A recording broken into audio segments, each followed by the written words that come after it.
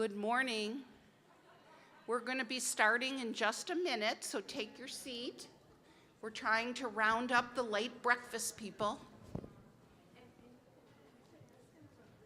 Yeah.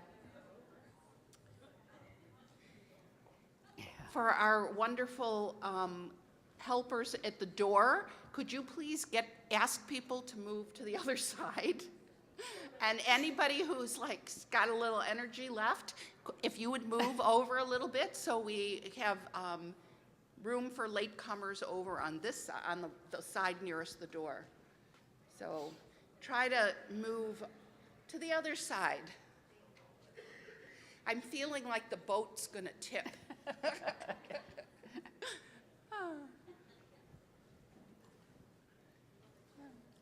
It's on. Thank you.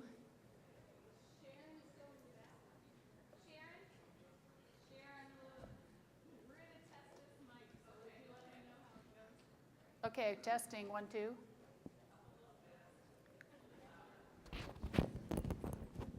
Does that help? Try again.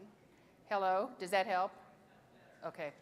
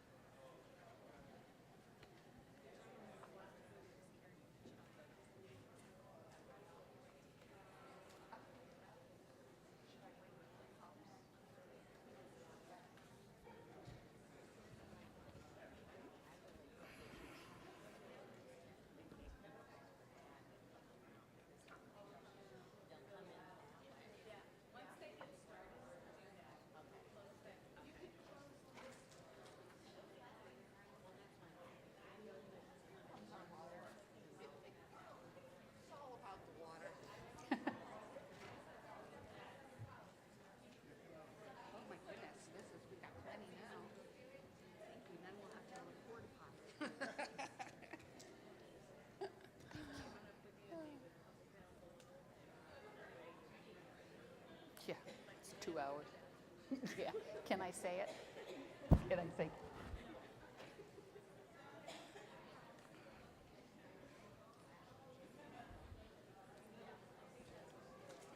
Okay.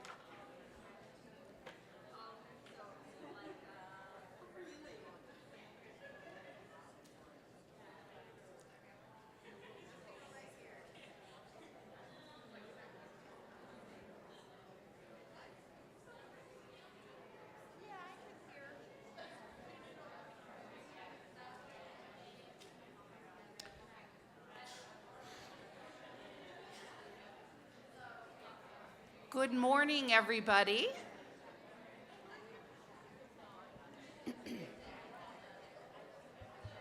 I'm going to try once again. Good morning, everybody. This is the first time we've had our annual public policy forum first thing in the morning. And so we're kind of learning about, people's habits of mind, getting up early, whether they'll start the day with public policy or not. So far so good as people keep streaming in. Welcome. We're really, really happy to have you here. This is the 17th annual Public Policy Forum at Leadership Connections, And I'm Teri Talan.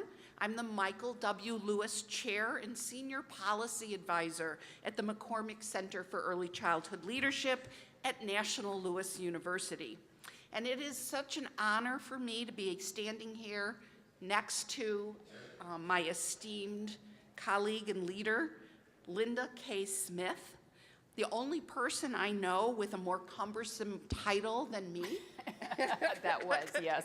We both have had breathing lessons to be able to get the titles out in one sentence. But seriously, Linda has a resume that is truly humbling to review.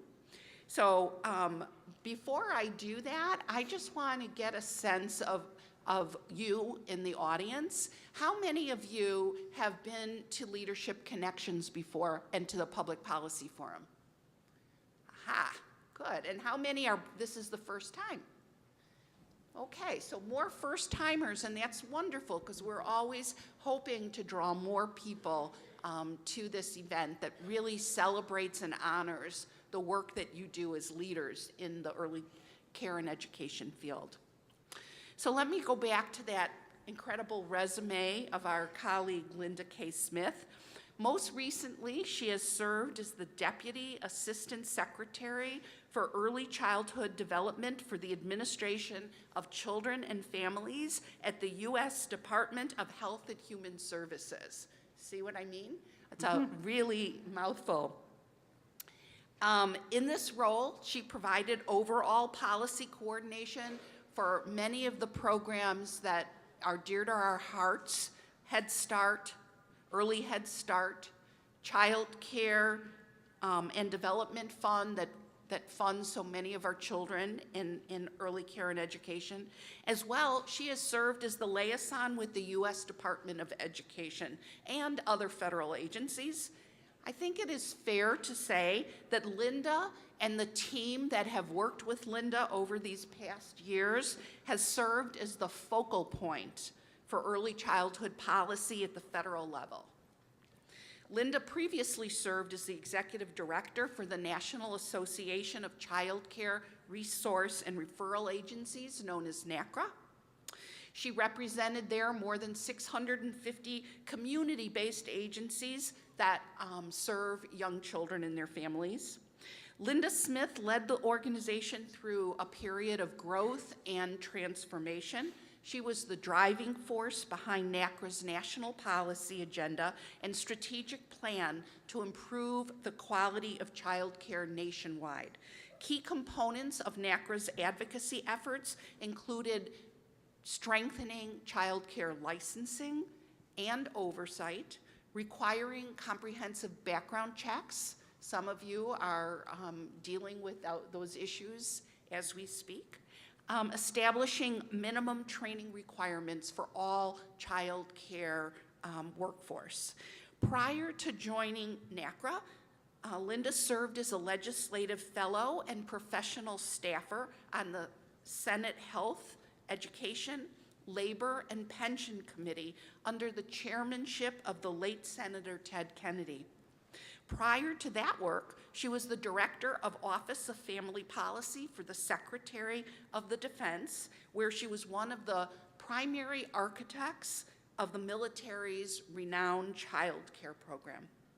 Additionally, Linda Smith has held positions in both the United States Army and United States Air Force. I'm sure you will agree with me that Linda has the breadth of experience and the political savvy to help us navigate the next phase of early childhood policy development. She's going to share with us what's been accomplished and how we can move forward so all young children continue to have opportunities to thrive. Thank you, Teri. Well, good morning, and I really appreciate all of you getting up so early and being here bright and shiny at 8 o'clock in the morning. As Teri knows, this is the thing that's nearest and dearest to my heart in early childhood is policy. And hopefully by the end of this session, we can help people in the room really understand what policy is and how it works. I wanted to start out based on my experience a lot of times of people really not understanding some of the grander issues at the macro level in the United States, and then going from there to what we tried to do in the Obama administration and where we are now and why some of that is. And then talk to you about some of the tools that we have in the policy arena that we can use. So first thing I want to start to talk about, Teri mentioned the Head Start and the Childcare programs. Combined, they amount to close to $17 million of federal money going out to the states. It's worth you all knowing something, and sometimes I don't think people realize this, and why it's important that each and every one of you get involved in federal policy as well as state policy. And that is that 90% of all money in early childhood education, roughly somewhere around 90% of all money that comes into child care, excluding obviously parent fees, is federal. Now, a lot of you don't know that because it comes through your state governments and it somehow appears to be coming as state money. But in the case of early childhood, 90% of it is driven by the federal government and the federal policies. And that's why it's important that you all engage in that. On the other hand, and this is where we sometimes have a collision with the departments of education, is that on the other hand, only about 10% of education's money comes from the federal government and 90% closely. These are really rough numbers, okay, but 90% comes from state and local taxes. So when you see how these things intersect, it becomes a little bit problematic and complicated by the fact that the Child Care and Development Block Grant money, CCD, which turns into CCDF, is a block grant that is then counter to what's going on with the money going from the federal to the local, or federal to local, federal to state, and then the state money itself. So we have these issues. Then we have Head Start, and Head Start is federal to local. Completely skips the states for the most part. The state collab offices obviously are there, but the relationship is between the federal government and the local grantee. So you can see where these funding streams become extremely problematic in early childhood education. And you really have to understand what you're talking about when you're talking about changing policy to understand how we're going to make improvements in this. So then we have another thing that I think in my mind it has been conflicting for our two big funding streams, Child Care and Head Start. Head Start, if you go back to the history of it, was always designed as an educational program. Its goal was school readiness from the days of the War on Poverty, but really clearly an education-focused program. Comprehensive, but education, okay? Child Care, on the other hand, has grown up out of a workforce culture and a support for working parents to go back to work, and that those parents only need care, they don't need education. So we have, even within our own community, these conflicting sort of cultures, if you will, in early childhood, and trying to make them come together is not easy. There are a lot of us who from day one, when I started in this, I always thought a child is a child is a child, right? And whatever is going on with that child should be the same no matter where they are. If they're there for an hour or 10 hours, does it really matter? Shouldn't they be getting equal quality? But the thinking behind the programs is not that. And so we've had to come to grips with that. So then along comes the neuroscience and in the 1960s or the 1990s, and all of a sudden we start to understand that this brain stuff is real, and we need to do a better job with our kids. But we're still conflicted about the child care piece of it, and how does that work in all of this? So, but the neuroscience and that whole study was groundbreaking for early childhood. From Neurons to Neighborhoods, if you haven't read it, you really should at least look at it. So then we started to look at, as we began to work on policy at the federal level, the neuroscience report came out when I was on the Hill, and we had to start to rethink childcare. But guess what happened when we did that? Looked around, there was no data on childcare. And as late as 2002, we didn't know how many childcare programs there were in this country. So we had a huge gap to fill in terms of how do we begin to talk about it if we can't even say to policymakers, this is how many we have and this is what they look like. So one of the reasons, and I didn't say this too much last night, but that I went to NACRA was because I saw an opportunity to fill in the gap, to start to get the data that can drive the policy. And we did a lot of reports, did a lot of discussion about, or reports on ranking the states, what are the states doing, some of you remember those, but needing to fill in those blanks for Congress so that we could even have a conversation. So then there's this issue on funding and getting back to the funding streams. And I'm gonna just talk a little bit about the disconnects in the funding, and it'll tell you what we tried to do during the last 5 years in the Obama administration. In Head Start, and I'm gonna focus on the birth to 3 because everybody talks about the pre-K. And you know something, guys? In my mind, the pre-K is the easy thing. The hard thing is birth to 5, or birth to 3, and I'll talk about that in a minute. So we started taking the numbers apart and started to looking at the cost per child. What are we spending? So in early Head Start, we're spending roughly $12,000 to $13,000 a child for an infant. And these numbers go back a few years now, but they haven't changed significantly, I would tell you that. So we know that it costs at least that. That's an overall average, taking into consideration Mississippi and New York City, okay? But that's the average across the country. So then you go to childcare. And in the Childcare Development Fund, anybody want to venture a guess how much we're spending per infant in our CCDF money? Average, anybody? About $5,500. So not even half of what we're spending on Head Start. And does anybody do the math in terms of an infant and the cost? I mean, it doesn't even scratch the surface of what it costs to do quality infant care. So we knew we had a problem on that, and that we really had to deal with that. And I'm going to set that aside and talk about it in a minute. But all of that said, how we pay people then becomes the issue. And in the case of Head Start, and I think this is a really fine point and one that people need to understand, the money goes to the program. And the program, and you all are directors, so I know you get this stuff. So the program can build a budget around that and can plan their pay for their staff, and you have money to depend on. It's a 5-year grant in Head Start, but you have that money, you count on it. In childcare, because it is based on parent choice and a voucher type system, the money doesn't go to the program, it follows the child.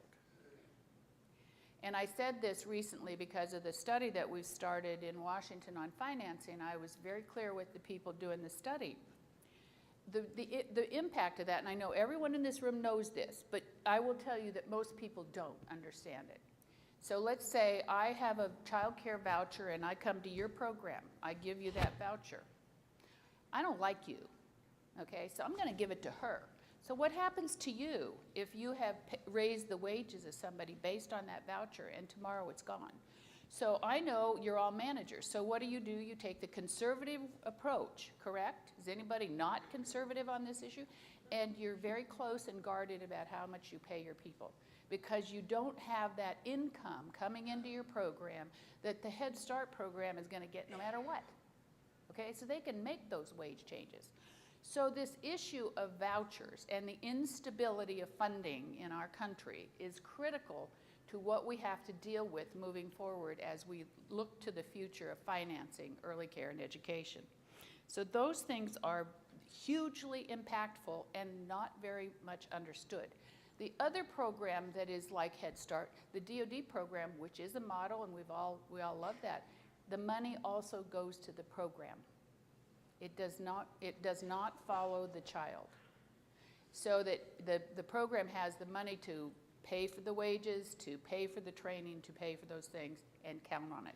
So that distinction is real and something that we're going to have to think through as we think about financing policy. The second piece of this is quality costs more than parents can afford to pay, period, end of discussion.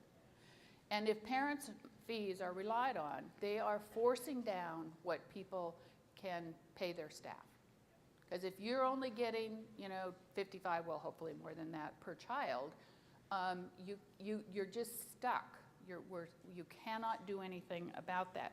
So this gap between what it costs to do the work and what you're being paid is where we've got a problem. And that's why I wanted to set the stage on this policy issue so that people understand the gap is the problem. So, and I want to just do a little bit more sort of why that is. And then if you look at, for example, take a family childcare. How many in here? I know that I talked to some family childcare folks last night. Okay, so let's say you can take 4 infants and toddlers. And let's say we're going to give you $5,500 for that. What does that come to? Anybody? Aside from $22,000 roughly. Poverty wages. Poverty wages is what we're paying our people. So in that kind of a situation. So what we were trying to do, and this is where I'm coming back to this gap in the early Head Start child care partnerships that we did. What we're trying to do is close the gap, because if you, the family child care provider, were to get, let's say, $12,000 per child as opposed to $5,500, what has happened to your income? You're up. I mean, you are out of poverty now, and you have a living wage.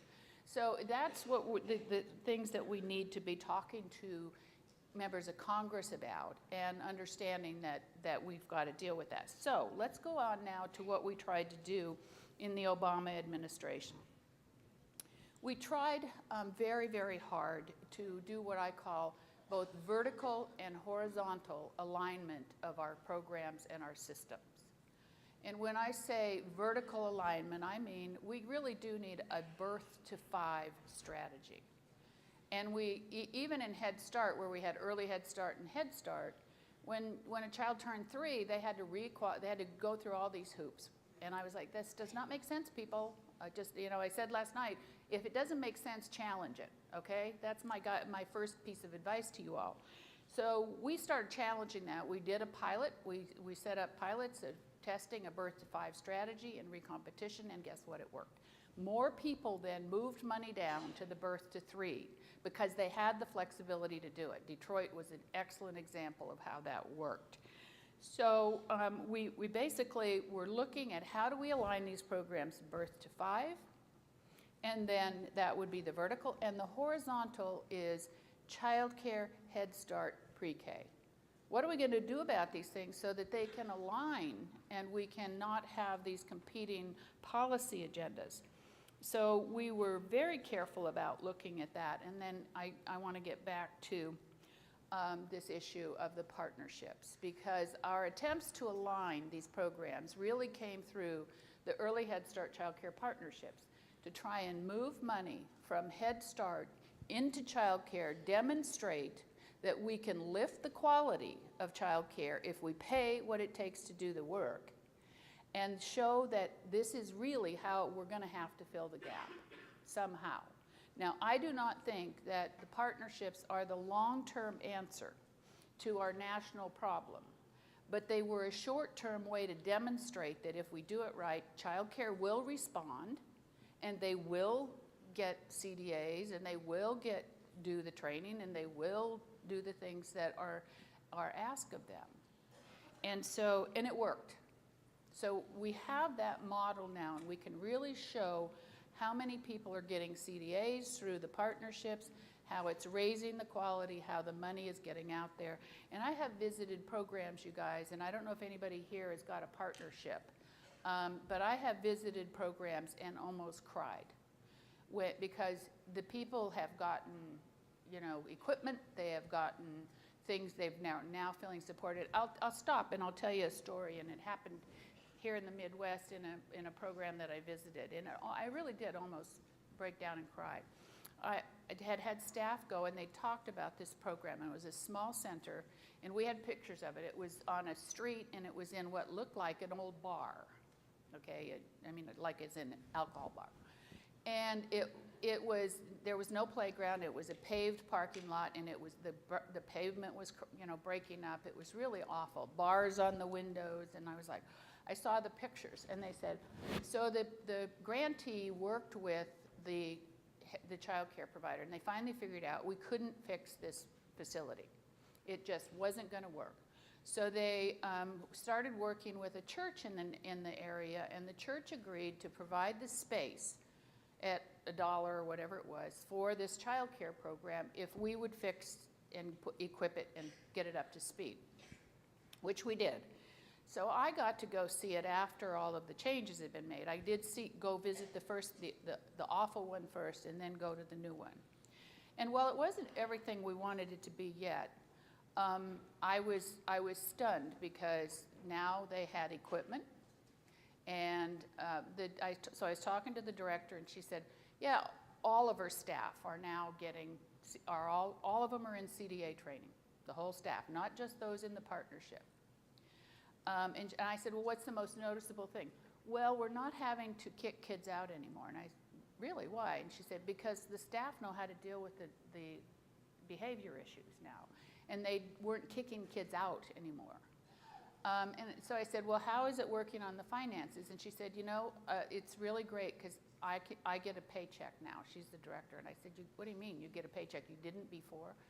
And she said, well, it was hit or miss, because if the parents couldn't afford to pay, she would pay her staff, and she could get nothing.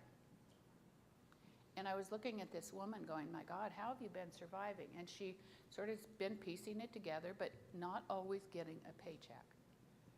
How awful is that in the most, you know, affluent country on the planet, folks? I really did. I almost lost it on that one. I have pictures of it still. So we stabilized that program, but how many more programs are there out there like that we need to deal with? So the partnerships are a vehicle, a demonstration, a model to demonstrate something. They're not the long-term answer, all right? Because we could not manage all infant care through grants from the federal to the local. We have got to get the states involved in this effort, and that's why some of this, you are going to come into this. So we did a number of other things. Obviously, we wrote two regs, Head Start and Child Care, and we aligned those across the bottom. When we've got CCDBG, the Child Care law passed, we were able to put in place under Child Care a foundation, albeit very slim. It's there now. There are basic requirements for child care, which weren't there before. We aligned those to Head Start. So the common standards go between the two programs. The health and safety standards go across. They're referred to in both regulations. So we tried to check that box and get this so that at least we're not conflicting, okay? So now we get to the other thing, then I think Teri wants to talk about this one, is the workforce. And as I said, we've got problems because we have problems paying the workforce, and we are stuck.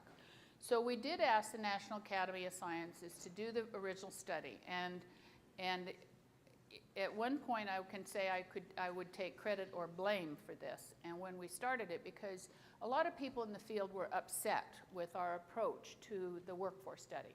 And I was very clear when we started talking to the National Academies and said, I do not want you to talk about financing. I said, not at all. And I said, what we need to figure out in this country is what do we really need of our workforce? And then the next step is figuring out how to pay for it. But if you bring financing into that study, it might depress or, the findings. And I didn't want them to be making decisions on what the workforce needed to know and be able to do because there wasn't enough money to pay them. So I was clear on that, and people kept saying, it doesn't say how we're going to pay for it. How are we going to pay for it? And trust me, I got that, but we needed that basic, here's what the workforce needs. Then we move on to financing, which the last thing I was able to get done before I left was start the financing study, which is ongoing right now. And we specifically asked the national academies to tell us, okay, how are we going to pay for this? There's a gap, we know it. You guys have told us what these people need.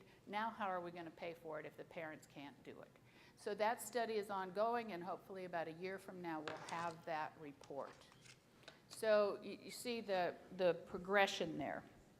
And I was a little surprised at the workforce study myself when they came out so strongly on the infant-toddler area, but I was happy to see it. I was one that I wasn't real sure. Do we need a degree? Don't need a degree? There was this debate going on, blah, blah, blah. Had to have the answer, which we got. We need to be headed towards degrees in this country. So we got that answer, and I think we're on our way. So, okay, now let's talk about policy and how all of this comes together. I think the first thing is to understand that before you can have a policy agenda, you really have to have a very clear and specific goal. And right now, in my mind, I can tell you, we really need that gap funding. It's that simple. So how are we going to get to that amount of money in this country if parents can't pay anymore? So the goal in my mind, the policy thing that we all have to struggle with is figuring that out. You have to have clear goals, but you have to be flexible on your strategies.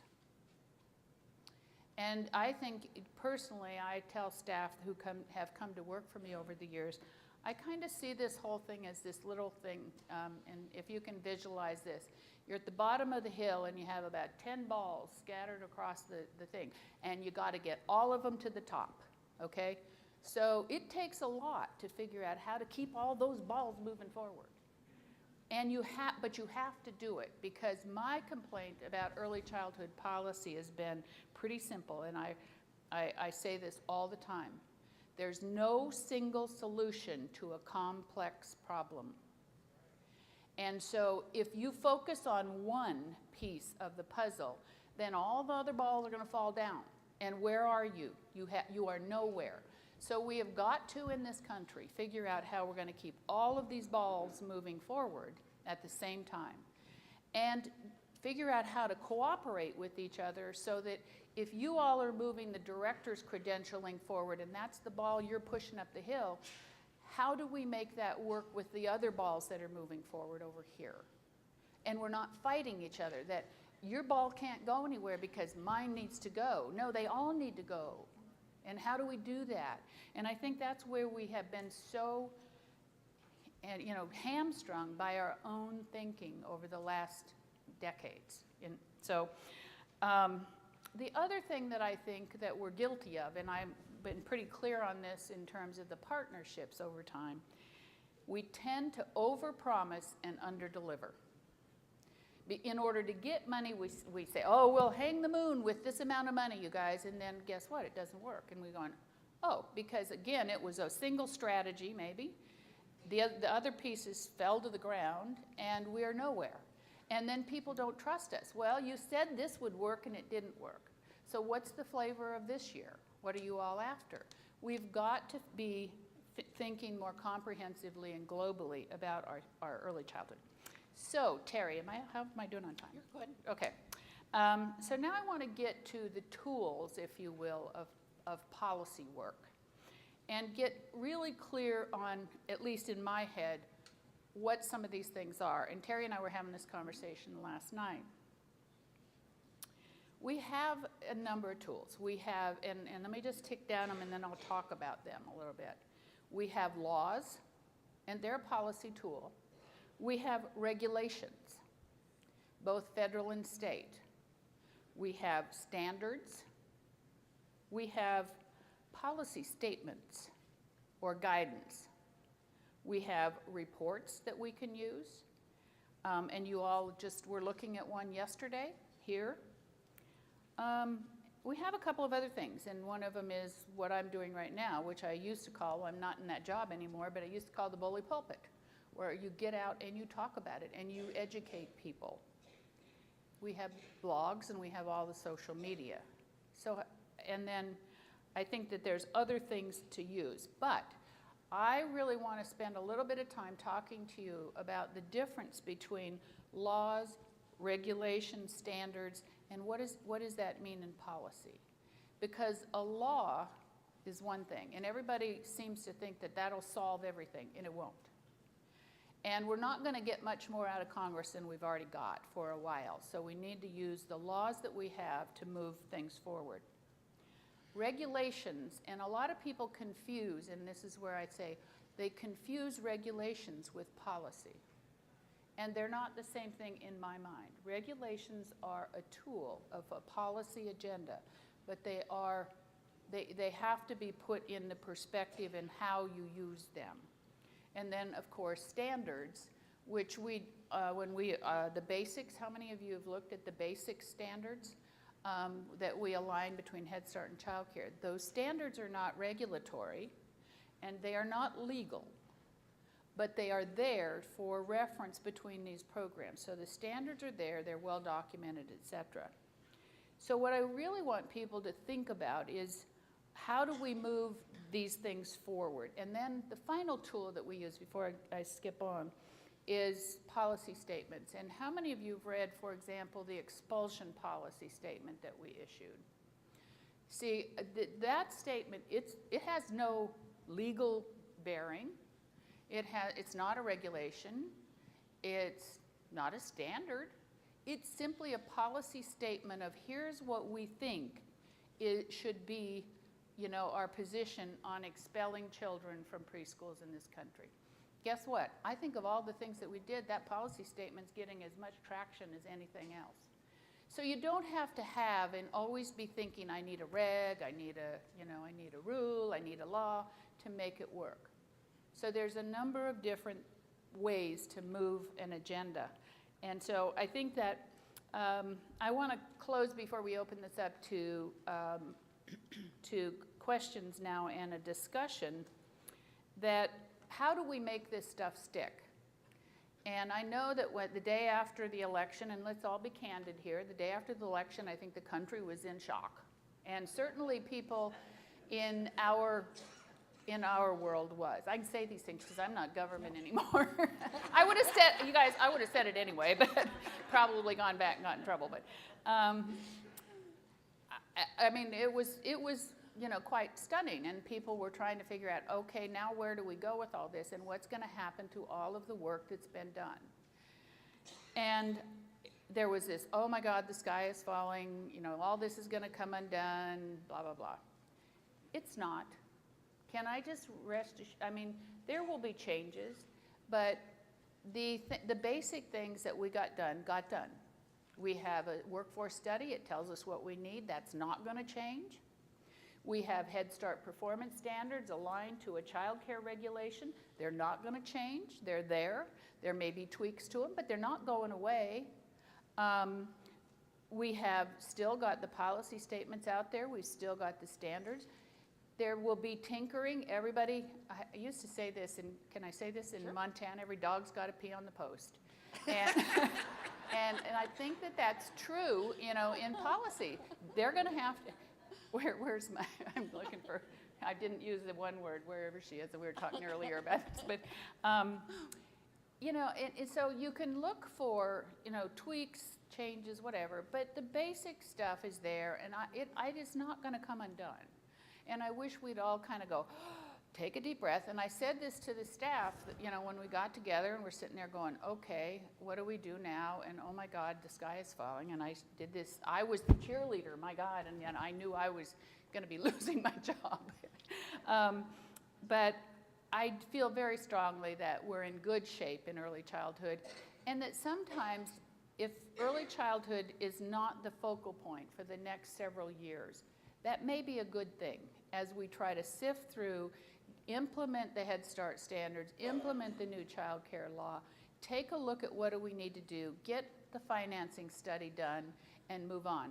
And so I said to the staff, now might be a really good time to stand back, do more analysis, do more planning, think about these things, what's the next steps, and then move forward. So I think that we're not in a bad place, and then lo and behold, the budget came out, and guess what? They increased childcare and they increased Head Start. So the doom and gloom was not really, it wasn't called for, and I would caution everyone to think that it's probably, we are in an okay place. If there's one thing that I know, and I say loudly and longly, this country gets the neuroscience, and Congress gets it. Now, where are we going? That's another question. And how are we going to give them the next agenda? It's ours to determine, people. Don't sit around and think it's going to be up to them to come up with it. We need to figure it out. My last thing before I open this up for questions is to say this. Well, actually, two things. You know, it's what we have got to give Congress when we think about the birth to 3 space is it's simple but very hard. Congress does not know what we're asking for. We keep saying, well, we need more money, we need more money. For what? How are we going to fix this system? Okay?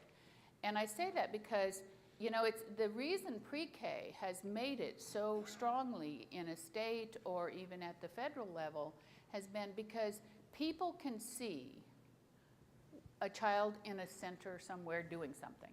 They don't quite understand what all is going on in there, but they get it. They can see a child sitting at a table doing something. Okay, so what is it that they see when they see a baby? What is it that we're trying to do with babies? And how have we given them a vision of what that looks like?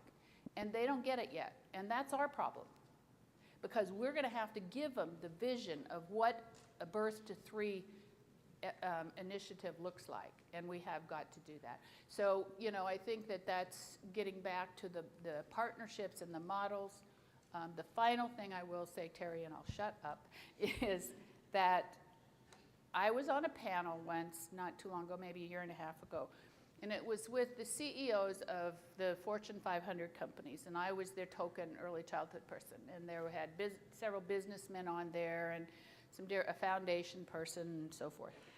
And I was sitting next to a guy, and he was a businessman from Tennessee, I think, if I remember right. And I was getting ready for my little spiel, you know, and what we need and what we're trying to do. And to my amazement, this guy gave my speech. And he started talking about the neuroscience, and to these corporate executives, he said, sitting there, you guys, we need to do something here. Does anybody understand what's going on in their little brains? And I'm looking at this guy going, oh my God, and then he looked at me and with a finger, and he pointed at me, and he said, and you, and I'm like, oh my God, what's he gonna say? And he said, and you, he said, you have the secret weapon. And I do? Good Lord, let me know what it is, because I guess I missed it somewhere. He said, you have cute kids. And then he said to the CEOs in the audience, he said, every one of you need to get out and see one of these programs. And he said, and once you get in there and you see these little kids, he said, you're going to get it. So what does that mean to you? Get them in your businesses, folks, and show them this stuff, because we haven't shown it to them. He got it because he visited. He said, they're all over. He said, they're in your neighborhood. He said, go see one. He said, your heart will melt. And I was like, okay, so now what am I supposed to say? That's a whole nother story. But he was right, and I haven't forgotten that in about a year and a half. We have the cute kids, and nobody wants to hurt them. And so we have got to come up with a strategy, a policy agenda, if you will, that uses all of those tools that I talked about to get us further and to figure out how we close the gap between what parents can pay and what it costs to do this right. And that's where we're stuck, and we need to move on.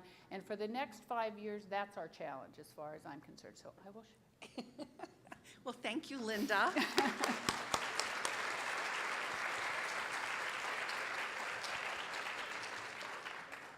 I just want to make a couple of comments that I've had two powerful experiences talking to Linda. And the first one was several years ago. I went with M.A. Lucas, who I don't know if she's here. Is she here? M.A. here? Oh, right there in the front. Okay. And we went and visited Linda in her office. And I wanted to talk to Linda, as you would all guess, about the issue about qualifications for administrators and why there wasn't any requirement for Head Start directors in the performance standards. And Linda listened to me, and then she said, we're waiting to see what the research says. And she said, right now we're in the midst of conducting the study, the Transforming the Workforce study that has been referenced many times already through this conference. And she said, let's see what the research says, because legislators aren't going to be changing any standards or approving any changes unless the research is there. So she didn't engage with me in an argument or push back in any way. She said, let's wait for the research. So happily, the research, came out and it supported the need for BA level administrators as lead educators. And lo and behold, in the performance standards that just got revised, there's a performance standard now for program directors having a BA in Head Start. So I feel like it was a very powerful lesson about the importance of having good research to back up what it is that you're trying to move forward in policy. The second thing was last night at the colloquium. We got into this conversation about the difference about policy and how policy is different from standards and different from regulations, different from laws. And it started me thinking in a couple of different directions. But one was checks and balances. I mean, we're all living in a world where the fact that we have a government with checks and balances between the power of the president, the power of Congress, the power and authority of the courts are creating checks and balances so that we move forward in a democracy, right? And there's always this checks and balances. Well, really, as I was thinking about what you said last night, Linda, that policy, which is really driven by administrations and changes over time, there's always changes in administrations, is tempered, essentially checked and balanced by regulation and law. And so I think that that helped me think about how that is such an important part of understanding why Linda's not as depressed as a lot of people are, because she really understands the power of law and regulation. And so really, when you think about those balances there, it is really reassuring, because laws and regulations stay for a long time. Policies are always going to shift, but that's tempered by the things that we commit to in a bipartisan way to get passed through legislation. I had not really thought about that until our conversation last night. So I just wanted to take this opportunity to thank you for, giving me this really helpful, and actually helps my mental health. I mean, really have this approach to understanding where we're at. So having said that, I want to invite you in the audience to come up to a mic, ask Linda what's on your mind, share your concerns, ask questions, and let's see what it is that you'd like to understand more deeply. Don't be shy. I think we have a hand over here, but we need to come up to the mic. Yeah. Yes. Okay. Hi. Hi.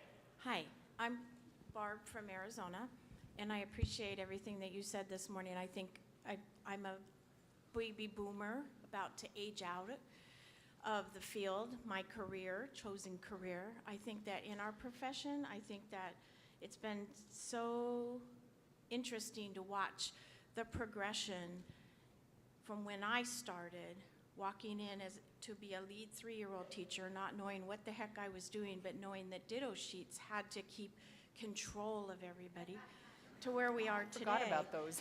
They were So awful. I know, but hey, be Yeah. honest, we all did it, right? Because that's what we knew.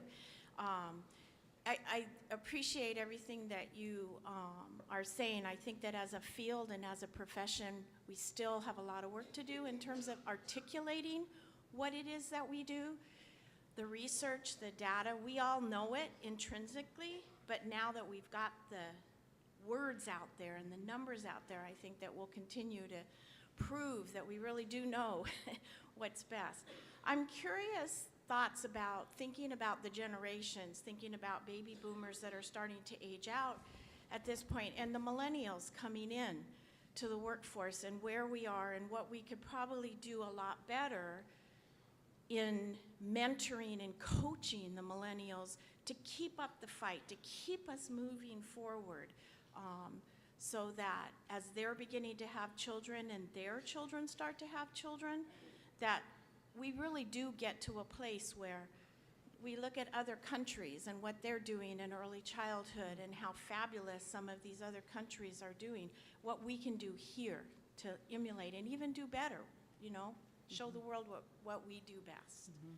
So I'm curious. You know, you touch on several things, and I would say, first thing that you touch on, and you said it, research and data.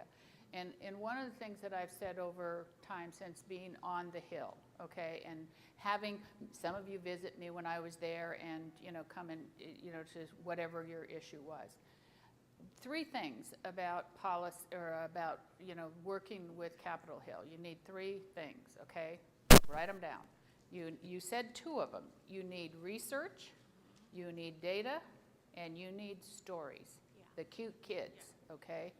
And not one of those in isolation will get you nowhere, okay? So I think that you're right in terms of pulling all these things together and figuring out sort of how we approach that. The millennials are a real interesting group, and there are a lot of you in here, and I get that. Yeah. I have to say, and I left the department with one thing that made me feel really good, was that we had a group of millennials working in both in ACF, in Head Start and Childcare.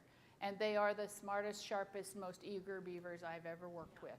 And they get it, and they move fast, and we wouldn't have got the stuff done without them. So how do you channel that is going to be a challenge for our generation, and how do you bring them along? Somebody asked me after last night if I had a protege. Maybe it was you, wasn't it?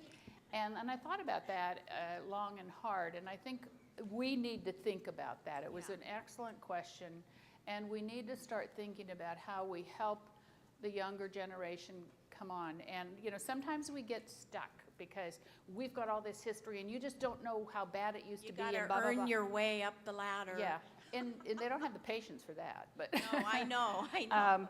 But I think that we need to get over some of these things and start reaching out and bringing people along more, because if we don't, we're going to have a real gap in leadership in this country. Yeah, I agree. So I applaud you, Teri, on this conference and exactly what you're doing here, because this is exactly what we need. Yep. Thank you. My question is, you're asking people from the corporate world to come into our world. How do we offer that? Because I'm welcoming, I would love to have people come in and see what I do. And where do we get involved with research? Those are, I need to make sure I answer both your questions. They're both really good. I think the first thing to do is go to your Chamber of Commerce and talk to them and see if you can't get a group of them or a subgroup of your chamber to come and visit a program. And say you want to educate them. Just here's what we're doing, here's what we're trying to get done. Get them in there, get them to see it, and it's not that hard. Talk to your friends. Who has a boss that wants to come see? Because these programs matter to them and their ability to get their work done. And I think most of our business community knows that. They just don't know what to do about it. And I think research is a passion of mine, a pet peeve at the same time. And the last thing I did, the last actually talk I gave before I left ACF was to the infant toddler research community that comes into ACF every year. And here's my problem with research, is that we've made research too hard.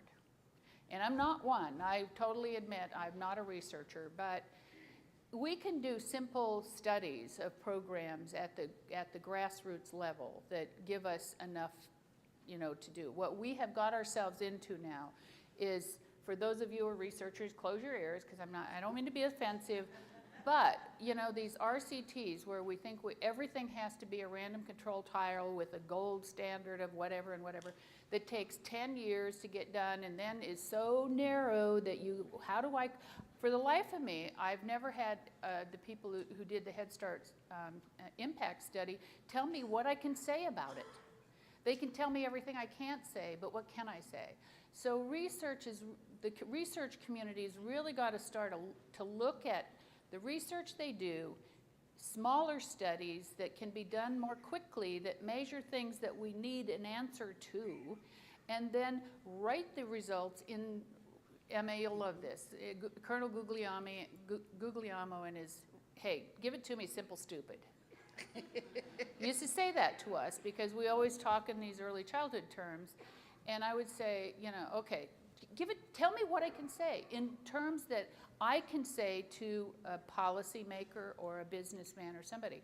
So the research is vital, but we're way running amok with it right now. Thank you. Hello?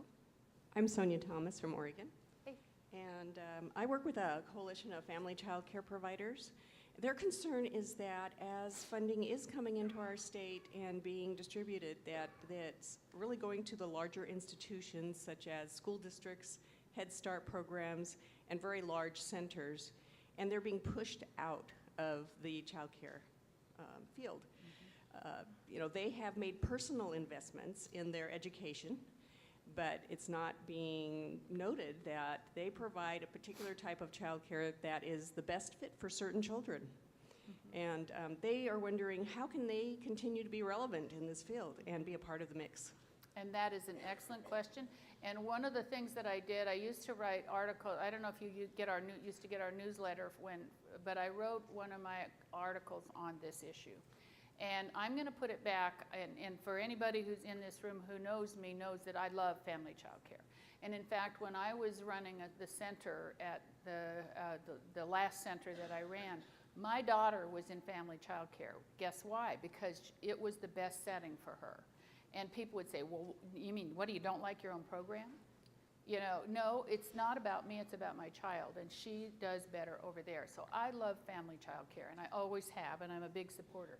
But I'm going to tell you that some of this is, I'm going to push back and say some of the issues rest with family child care providers. And I would say you've got to get yourself organized and get networks, because the masses, you can't, people would say, well, we don't get enough of the TA money, or we don't get training money. Well, if you're a state person and you're trying to get to the most children, you're going to go where you get an impact. And the centers are bigger and you get more impact. So the family child care providers need to get themselves organized so that when training comes out, they can access it in quantity and that the impacts are there. And I wrote an article about this, and I think these networks, we used to have them many years ago, for those of you who've been around a long time, and they sort of dissipated, and we need them back. And so I think I push back on the family child care community to get itself organized, and not being offensive, but stop whining. We actually have a really great statewide network. That's good. Then it's still not, the funding is going to those institutions. Even when a particular statewide initiative was focused on bringing up the entire field, it went to the big centers, it went to the institutions, the Head Start programs. Is it a staff network? It really is, anyone who's in family child care can belong. And it's all volunteer run. No. What I'm asking you, is it staffed? Is there somebody running it, the network, that can go to the state and say, give me some money? voluntary, everything. See? You got to get yourself organized. You know, if it's all who would the state go to?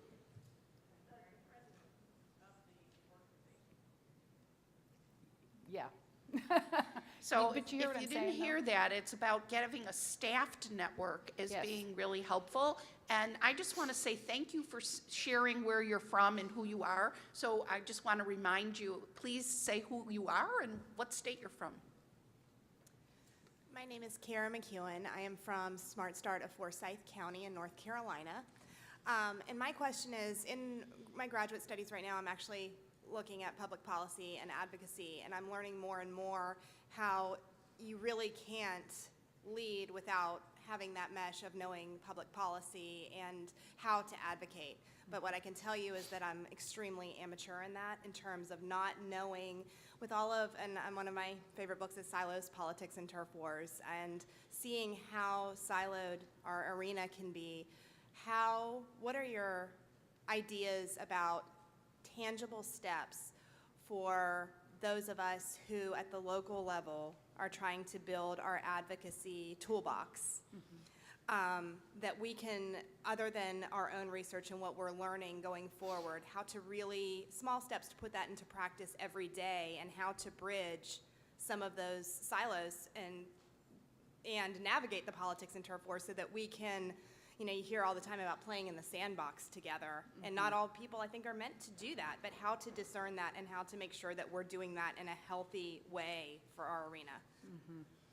Those are really good questions, and I'm going to start by saying the first thing I would say to people is, do you understand the difference between advocacy, lobbying, and education? I wouldn't say I have a thorough understanding. Because I think that's where we get stuck, and we don't understand the terms and how they apply when it comes to the policy world. And, you know, generally speaking, you know, advocacy is a pretty easy thing. It's, you know, you have something that you are supporting and working on.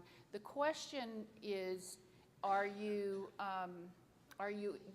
advocating and are you educating? And there's a really simple thing about the difference between the two. For example, if you are going to a public policy maker, a politician of some kind, and you're advocating for something to happen, okay? If there's a numbered bill on the table, then that changes the conversation, okay? And the conversation changes. Now, I can say these things in general terms because you also have state laws about lobbying and advocacy. But at the federal level, if you come, the other determiner is do you give the same information to everyone? Or are you going only to one side or the other to advocate or to lobby for a position on something? And I think you have to be clear about what you're asking when you go out into that world. Almost 99% of what we do is advocacy education, advocacy/education. And we're not going to only one side or the other. We're going to share our information with everyone, right? Do we care if they're an R or a D? We want them to understand our world, right? Correct. So that's really the difference. And I think we sometimes get too hung up on these things and get afraid of them. Then, if it becomes a numbered piece of legislation, then you do need to check, and especially in your states, what your laws say about that. But generally speaking, again, if you're let's say you're going to work on the Hill, and you go to both sides and you say the same thing. You know, that's the difference. And so I think people get a little bit nervous about that. You asked for something else in there, and I should have written it down. Just simple steps, if not at the federal level, where we are now. How do we build our capacity at our local levels, whether it's grassroots level, whether it's at our state Right. level, because we have some things coming down the pike that can be really detrimental funding-wise for not only our partnerships, but for NC Pre-K, for Medicaid, for a lot of different things that can really have an impact. So what are your suggestions for those of us at this local level, tangibly, that we can start to do? Well, I think tangibly, the first thing I do is what I said earlier, and that is get people out in your programs and educate them and get them to understand what it is you're trying to do and the impact of what it is. I think that simple talking points and simple papers, you know, people are busy no matter where they are. They can't read whole reports. They're nice, but they can't read them. So what are the 2 or 3 things out of whatever it is that you want that you need them to know? Make it easy for them. Give it to them in some kind of a 1-page paper that says, here's what, you know, here's the issue, couple of bullets, here's the research that supports what we're doing, and here's what we, you know, what our position is on this. So make it really that simple, get back to simple, stupid, okay? Then, but get people in your programs, give them the information, share it in terms that they can use and understand, and don't be afraid to do that. And I think we talked about this last night a little bit, the authenticity of some of this. And, you know, having been on the Hill, and I cannot tell you sometimes how painful it was to have our community come in and meet with me. And I love all of us, I mean, I just do, but they come in and I had to pull out of them, what is it that you want from me? What do you want from Senator Kennedy? What do you want from Congress? They come in and they just sit, and it would be very nice, and we do all this lovely work, but what do you want? Why are you here? And you have to be able to articulate what it is you're asking for and why you want it. And otherwise, you're wasting people's time. And that sounds harsh, but it's true, okay? So those things are things that you can do. And I would say mobilize your parents. You know, if Head Start has one thing going for it, the parents are engaged. And childcare parents are not. And so how we mobilize those people that will be impacted is a part of all of this. And again, authenticity. Don't go places with you know, stilted whatever. Be yourself. Go talk to people like we're talking now. And here's what I need, here's why. And show your passion for the field. It's not like somebody gave me these talking points, therefore I need to go sit up here and I'm going to read them to you. You see what I'm saying? Does that help? Yeah, so what I'm understanding in a nutshell for you to say is to bring your story by getting people into our organizations or into our coaching sessions with teachers, into our programs to see what we're doing. Absolutely. To bring with that very bulleted, concise Right. research and data to support that. Right. And then on the offset, continuing to do what we can with parent engagement within our programs. Bingo, yes. That's Thank you. Thank you for saying that for me. I kind of wandered around all that. Thank you. But yeah, that's exactly right. That's it. I just want to comment about what you just said, and I think the time that I was most effective in going to lobby day, this is in Illinois one year, I took with me, oops. That's me, I'm sorry. I'm just glad it's not me. I took with me I think she must have been in 3rd grade, but she was a 3rd grader who had been in my early childhood program, and her family agreed she wanted to learn about advocacy, and so she went with me to Springfield, and boy, was she powerful at engaging the folks, the legislators that I was talking to. So think about some of the children that you may still be in contact with who are a little bit older than preschool, because they're really effective and you can start teaching them to be advocates young. You know, I said something last night, and I should repeat it here on this whole thing, because, you know, when I was working on the Hill, if we got 10 phone calls in the senator's office on an issue, we had to hop to it. We knew that we had an issue somewhere out there in the state, and we had to get on it, okay? 50 phone calls to a senator is huge. Now, how many in this room have made a call to your senator's office lately? Good. Everybody in this room needs to do that, because it really is kind of a numbers game, and getting yourself, don't sit there and think, well, somebody else is going to do it. You know, I don't need, I get these messages and we need to do, no, do it. And it's not that hard, and you need to call in, you need to show up, and you need to be heard. And it doesn't take that many of you to do that. And they listen.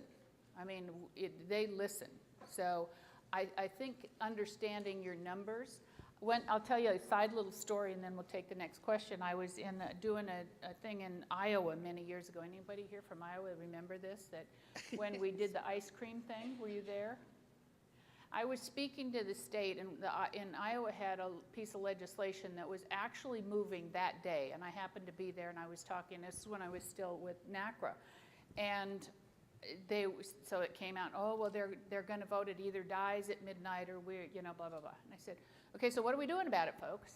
And I asked people. I said, how many of you have made a call? And they're all kind of looking at me. I said, well, here's my bet to you. I'll buy for the R&R.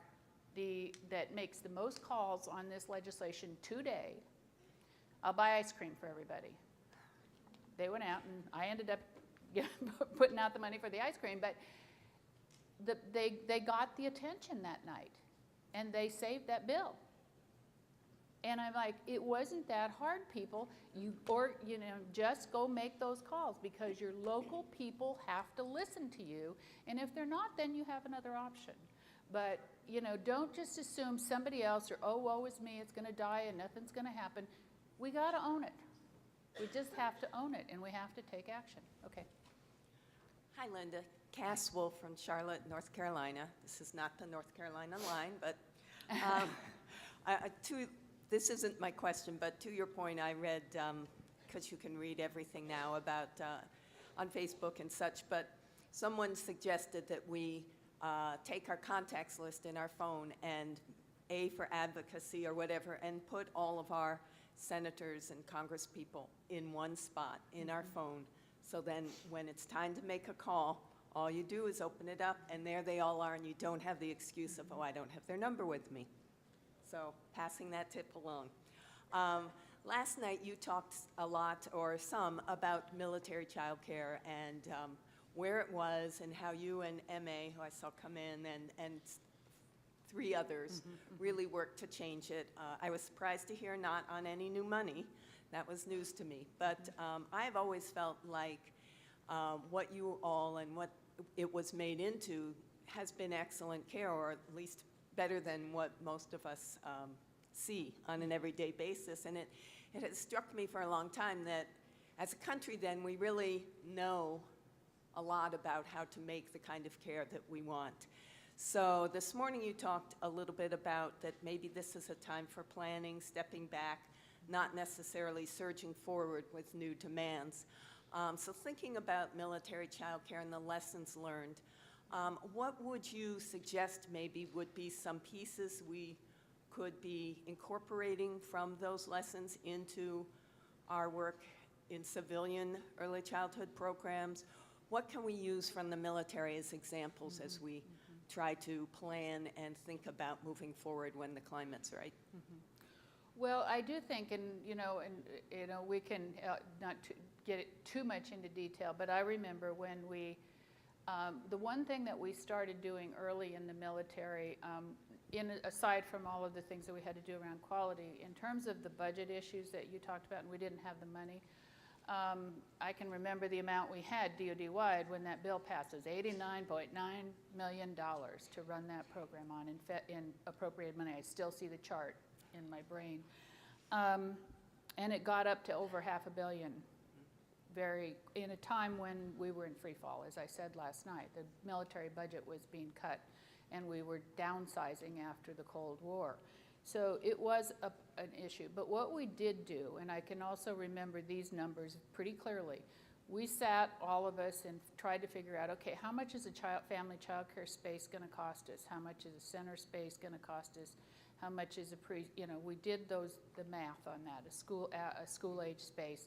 How much is it going to cost? So that we could, when we went to the budget world, we could say, for this amount of money, this is how much you're going to get. And I don't think we've said that yet to Congress in the sense of, give us how much more money, and they have no idea what we're buying with it. And I think that one of the lessons that I've struggled with over time is that. Now, Head Start can do that. When they give us money in Head Start, we can say, this is going to buy us X spaces. In the partnerships, we can say it.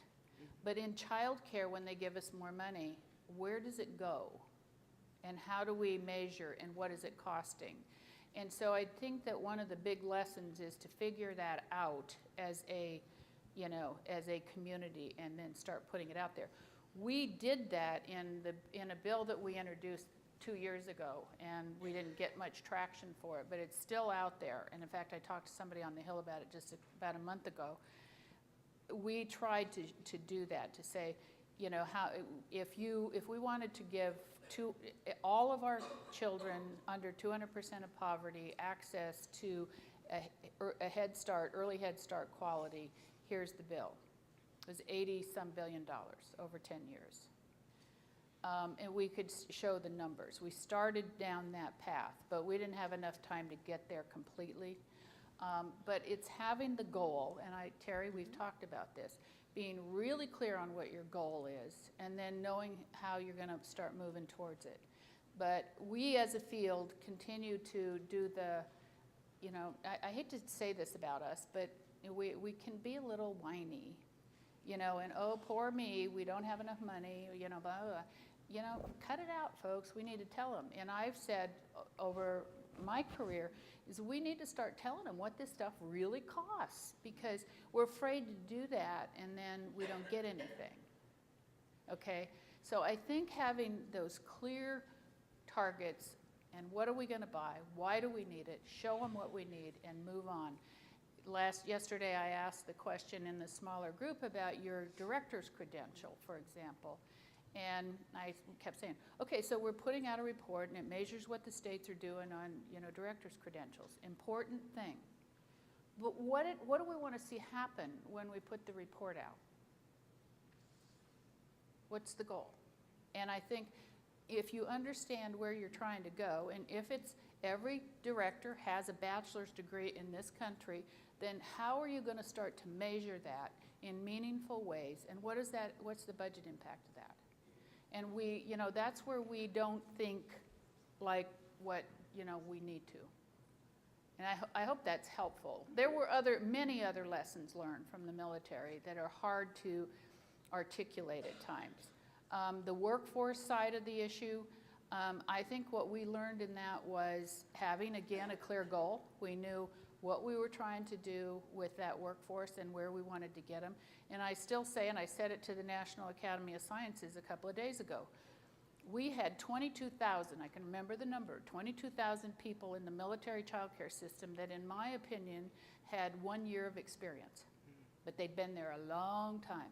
They'd not moved anywhere. So how do you take a workforce? Because we weren't going to fire them. They were there, and you don't fire 22,000, mostly spouses. Okay, so what do you do with that? So how do you move them forward? And so it became, as M.A. would say, I'm sure, a carrot and a stick. Here's what we need. Here's where you're going. If you get there, we're going to pay you more. If you don't, you're out. But it was very clear about how we were going to do it. So the carrot and the stick worked. Another piece is the monitoring of all this, and we haven't touched on that here. But monitoring in the United States is a mess. It's a flat-out mess. We wrote a paper on it, if you haven't looked at it, just published a few months before we left last year. But we have got to figure out how we hold people accountable. And it can't be a secret. If you're a family child care provider in this room and you do not understand the regulations, shame on the state that you live in. Because you have to know what the expectations are, why you're doing this stuff, and then move on.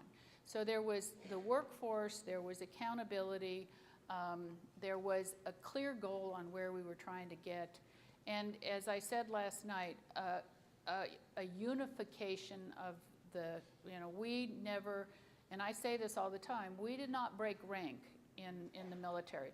We'd get in a room and we'd have really heated discussions about what's the best way to go here. But when we made a decision, we got out there and we all got on it. Because if anybody out there could have said, well, but the Marine Corps won't do this or the Army doesn't want to do that, we've lost it. And we did not break rank. Wouldn't you say, M.A.? We never did. And so there's some things in that, but it gets to my point earlier of our field not coming together and understanding that in order for all of us to move forward, we all might have to give a little. Great, So, thank you. Long-winded answer, sorry. Okay. My name is Sonia. I'm from the Children's Center of Cicero and Berwyn here in Illinois. You provided a lot of great information, research that I will look back into when I return. Now, I know there is a shift in demographics in the U.S. recently with a lot of immigrant families and refugees.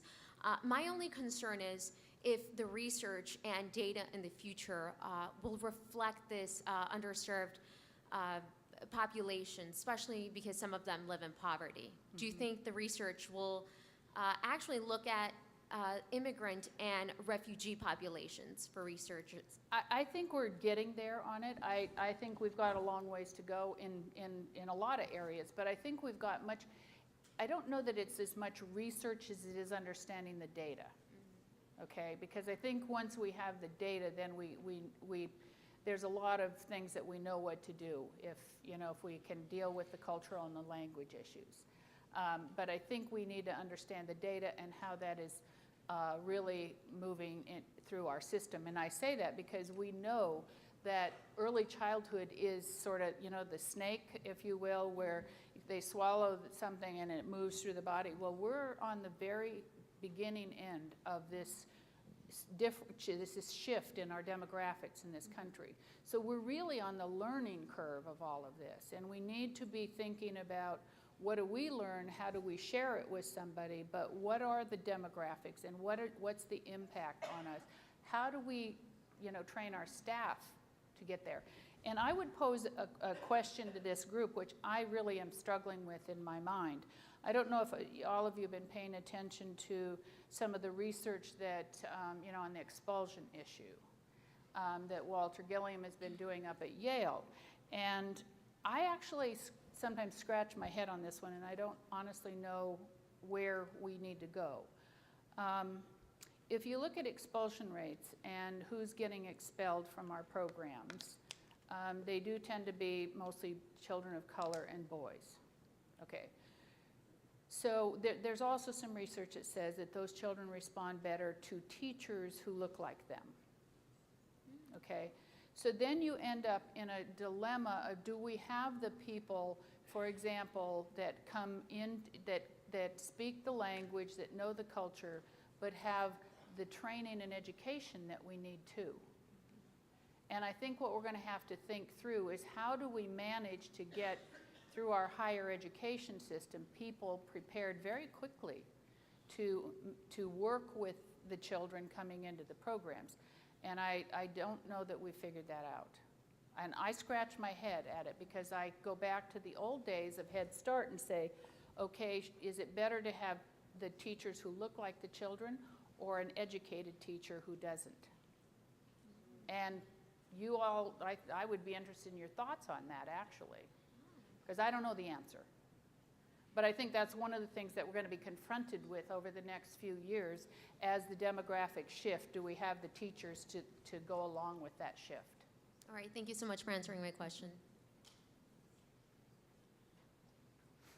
Hello, my name is Atina Danner. I work here in Illinois, in Chicago, for the YMCA of Metropolitan Chicago, and we serve many, many children.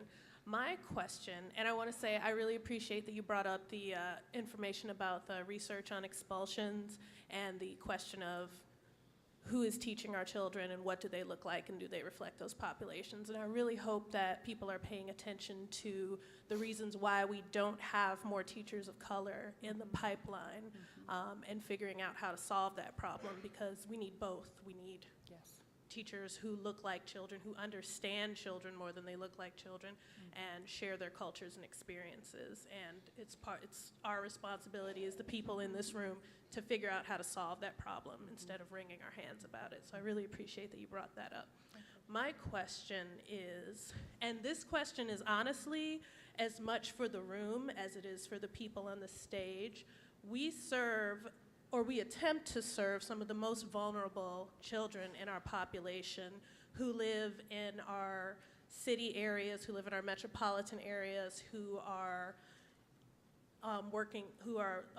getting educated in our partner centers, which are basically the mom and pop shops that partner with the larger organization that partners with the state, and so on and so on. And we have great numbers within those populations, because you spoke very, very intelligently about the difference between lobbying and advocacy and education. And a lot of times when we get into those neighborhood shops, they don't necessarily have as much access to that information in all of those places. We have some very savvy, private providers, and then we have some that are really just surviving and are focusing on survival, so don't get into the research and the policy. And I want to know from anyone who can speak to the issue, how can we organize those people? Because what I hear you talking about in not so many words is organizing our people. And those are the people who, if we can get them organized and have the highest need, everyone is going to benefit when they benefit. A lot of benefit happens at the upper mid-levels, and that benefit doesn't always reach down, but if we start benefiting at the bottom, it is most certainly going to benefit everyone who comes in contact with it. So all boats will rise if you start from the bottom. I want to know, are there people working on getting those groups together, helping those groups become advocates for policy, able to organize with themselves and each other? I don't really expect that to come from the government level, but I wonder, as someone who has experience, have you seen anyone doing that, and how can people connect with those organizations? Because that's where all of the power is, and there's all this dormant power that we can't mobilize until people understand who's actually able to make these connections. So that's my question for anyone who has an answer. Terry, do you want to take that? I don't know, I was thinking about what you said, Linda, before, to a previous question about the need for organizing and whether or not there's a paid staff person who can do that organizing and be the spokesperson and, order the buses to go to Springfield. And I think that that's really a challenge. I agree with you. There is a lot of exciting work going on at the community level, but it does take staff time to bring people together and to do that organizing.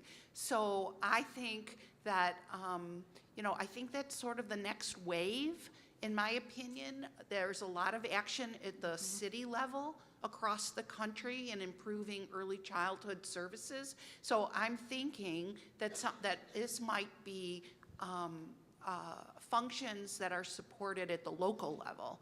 And, I think that you're onto something, and you're right that there's a lot of stories in those folks that are in the community, but how do we get those stories out? How do we organize those folks? And I think it's going to be very much at the local level that those positions are going to come from. I want to ask a question on this one and just get a show of hands, because I was really taken aback by this. How many in this room went out and marched on the Women's March? And how many of you carried a sign that said anything about early childhood? A few. I was at the march, obviously, in Washington, and I saw none. And I was struck by that, because here we are, women, it's a family issue, but it's really a women's issue in so many ways, because our workforce is 97% women. And I didn't see signs that said anything about our need to deal with that as a women's issue. And I left that march thinking, how did we miss this opportunity? And I just think that again is on the people in this room. How do we begin to take this on? I mean, I was speechless, to be honest with you, about it. So I think that there's something to be said, but the government will never be doing it, because it's not a government function and it would be, illegal. But the foundation community, I think, is really interested in this. But I think I've had many meetings over the last several months since I left administration with foundation community, different big grantees, or foundation give grants.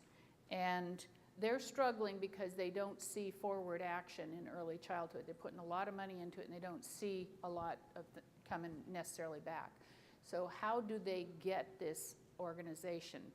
And there's been this debate, I think, in our country, in part, started coming out of Washington and some of the advocacy community there. Well, they see it as, okay, all the actions at the state, forget the federal government. And I am one of these people that is a bad strategy, folks, because you go back to the funding that I described, the money's coming from the feds. So you can take on a state strategy, but you need a federal strategy too. It cannot, I said last night, things are seldom black or white. There's a ton of gray, there's always a middle ground. And in this one, it needs to be both.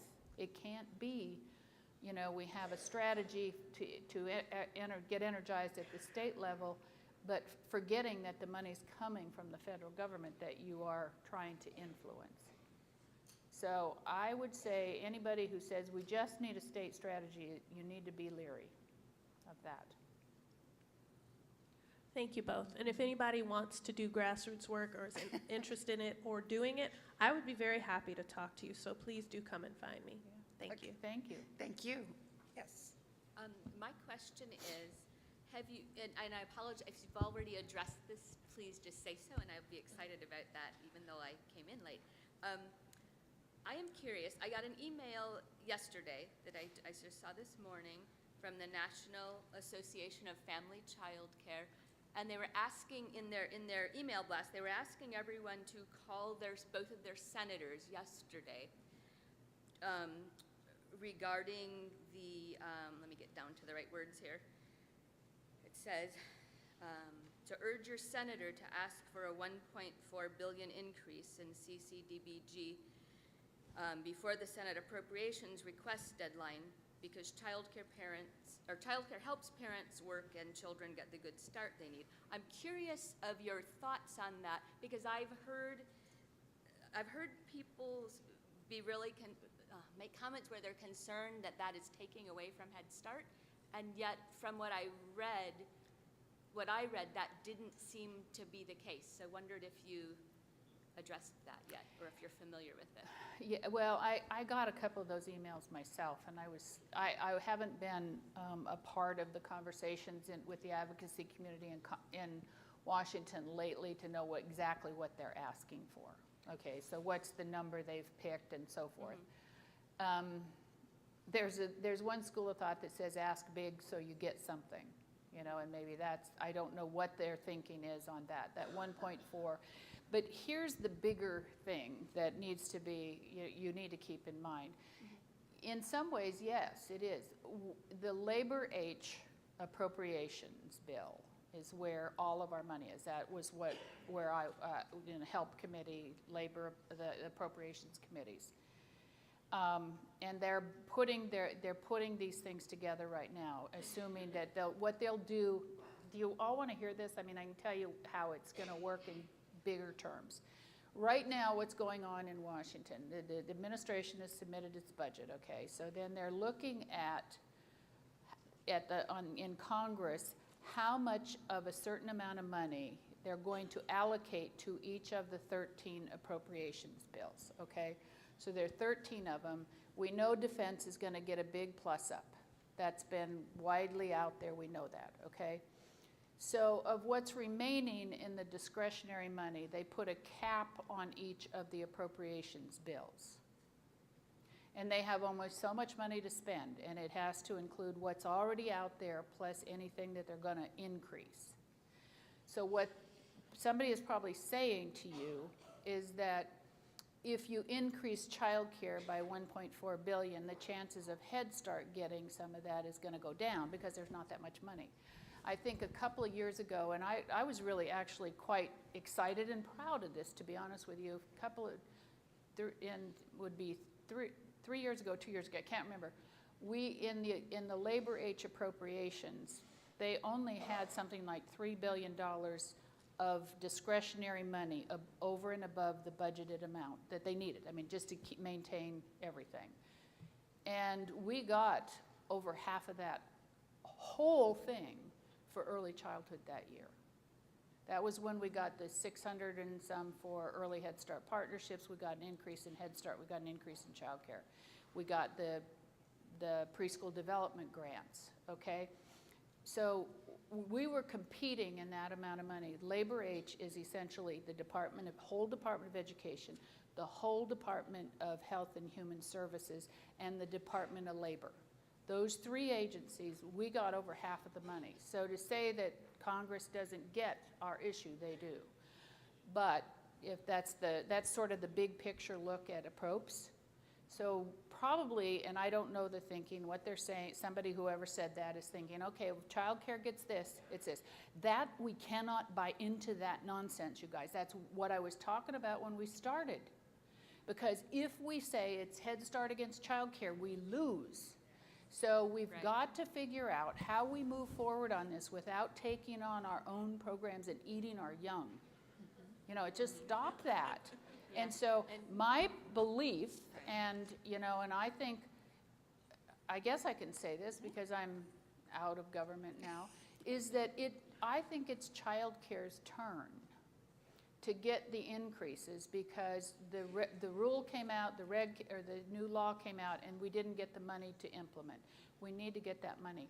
Head Start, on the other hand, it's in fairly good shape. They're implementing standards. They need to move forward, and some plus up would be okay. But if I had to go with one or the other, I would say it's time to increase CCDBG. So if that's what they were saying, that's what they need. Right. And I believe that is what they're saying. I mean, they weren't saying in this email from the National Association of Family Childcare, they're not saying that one group should get it over another. I was more curious because I want to call my senators today, since I didn't see it yesterday to do it, but I want to know what I'm talking about when I call, right? Because I don't want to cause issues. I'm a coach for family childcare programs, ministries, centers, for-profit, nonprofit. You know, to me, children are children in our country. So I was just looking for some guidance on whether that is a call to action for all of us, you know, or what I might say when I make my phone calls. Well, I think when you know, if you're, and it's fine to go and make a call and say in who you represent. That's total. I mean, it's not like we all speak with one complete voice. Right. And say we need an increase in child care funding because we have a new law. We're implementing it. We appreciate the law, but we need the money to do it. And here's why. And tell them from your own heart why they need it. That's that authenticity piece that I keep talking about. Don't read a talking point, but say, you know, look, our family child care providers are poverty wages. We need to help on this one and get so that they can earn a living wage. So, you know, but that's the thing. And, you know, at the other side of the coin, put yourself now and you're up on the hill. And you know, they'll hear you, trust me, but they'll also say, okay, now this is a call on early childhood, okay, tick. You know, what they're going to be looking at is numbers of calls that they get about different pieces of the appropriations bill to know what their constituency is saying. And where we've had problems is we aren't saying anything to them. Right. So y'all need to make those calls, but make them your own call, make them personal. Thank you. Hello, I'm Cornelia Stevens. I'm Executive Director of the of Top Early Learning Center in Wichita, Kansas. I love you. And thank you, love you too. They have great research. I thank you for that survey. Thank you. I wanted to respond to the question that was asked about grassroots efforts and how do we get people involved from the grassroots, in particular our families, because as we mentioned, a lot of us serve really the populations that need increased funding and that need people to be aware of the impact of the services we're providing. So one of the things that we have within our model at our school is a parent leadership advocacy training effort where we make sure that our parents and actually even our providers, if they're interested, first understand the whys of why they're even receiving the services that we are. We're sometimes afraid to talk to our parents about the research of what it really means to be at risk or the research of what it means to really be in poverty. And so we help our parents understand, first off, why, maybe what the research says as to why people are in situations that they're in. Then we actually help them learn how to advocate and speak to others about that. Oftentimes our parents, or even us as individuals, if nobody's ever taught us how to advocate, we think that we are advocating, but really, excuse my language, all we're really doing is pissing people off. And that's just the reality. I call it whining. Well, there you go, or whining. That might be a better way of saying that. So how do we advocate in a way where we're actually going to possibly create the change? And then we help give them the leadership skills to have the conversations with practitioners so that there is a parent-practitioner partnership that happens where they work together in tandem to be able to create change. And then they're armed with the tools needed to then go to our state or federal legislators to be able to talk, to know what they're talking about, and to be able to say it in a way that also includes the passion because they live it and they understand. And that's why they really become our biggest advocates. But we have to be able to give them the tools, just as us as practitioners say, I want to be able to call, but I want to know that I know I'm talking about. We also don't want to arm our parents or even our staff and say, yes, go advocate, without teaching them how. And so that is one of the pieces that we have within our program. Right, and it's great, and that, and that I keep saying this over and over again. This is why Head Start is so successful. Mm-hmm. Absolutely. Because they engage those parents. The parents know what they're doing when they talk to people. And I go back to when we had the government, the budget crisis a few years ago, and I was distraught because we were trying to figure out, we closed down government, we had all those things going on, and then we come back and Head Start had taken a hit, and so had Childcare. Who got the money back? Who got the money back? Anybody? Head Start got their money back. Congress took action and they put the money back in the budget to pay back Head Start for what happened during that time. Childcare didn't get anything. Now, why didn't it? Anybody? We had no data to give them. We couldn't tell Congress how many child care provider or how many slots we lost. We had no data, and you could not sell Congress on restoring the child care budget cuts if you didn't have the data. And that's why I go back to this data, research, stories. We didn't even have stories that we could have told them. And I was just beside myself. I'm sitting there going, oh my God, and they did. They restored all of the Head Start money and childcare was left sitting there. And so again, guys, this is on us. I love this conversation though, and I love what you said, because we've got to get ourselves to think about these things in ways that you can say, call up Congress and say, this is gonna happen in your community if you don't do this. We're gonna lose X number of childcare spaces or whatever else, what's gonna happen? And parents need to be engaged. And we haven't cracked that code yet. We see them every day. We see them every day. So I know it's frustrating. It's very frustrating. Good morning. I have another, I think, piece of the pie that I'd just like to throw out there.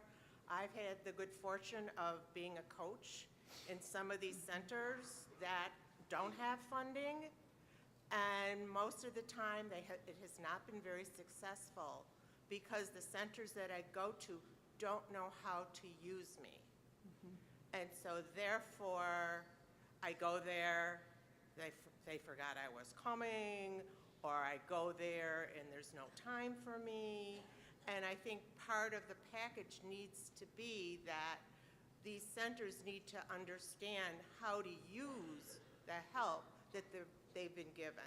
And I personally have found it very frustrating because I don't know how to navigate that piece. So there is money out there, but a lot of the centers don't know how to use it well. My response, and I just want to be, sort of not offensive, okay? Sure. And I said this last night, and one of the things I've learned along the way is that you have to start with people where they are, not where you want them to be. And, you know, and I've said that over my entire life, and I had a flashback to something. One time I went to a meeting, there's only maybe a handful of people in the front row, and the person who had asked me to come to the meeting was just mortified. Oh my God, I'm so embarrassed. I said, I don't care. We have 12 people here, let's talk. I don't care about that. What I wanted to do is wherever those people were, let's start talking. And I think that's, if I could say, because they need help, there's no question about that.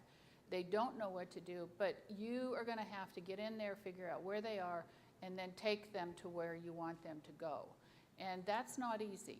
But I the know other that. piece is I have a boss above me who has expectations, and there's just a certain amount of time that I've been given. So it's really, I think, a dilemma. So my question would be, what does your boss expect of you that you cannot do in the framework of starting with them where they are?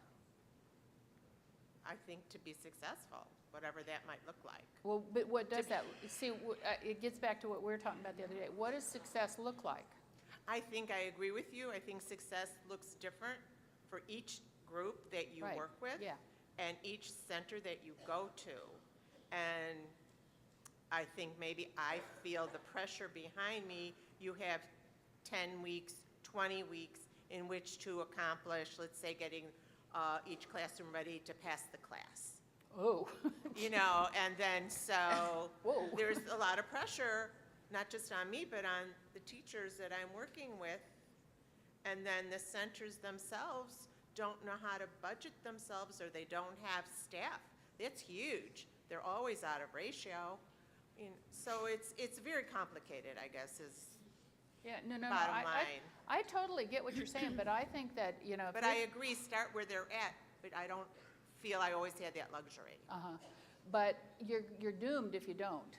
Because have been. when you said the class, and I went like this, I'm like, I am so familiar with the class and all that we've gone through in Head Start to get those class scores, and I'm like, you could not take a childcare program that is what you describe and get the class in there.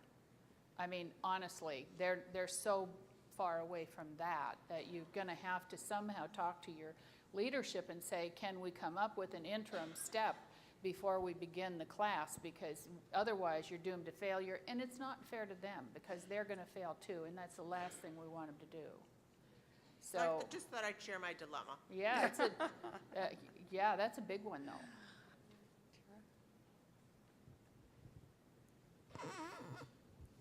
Very short.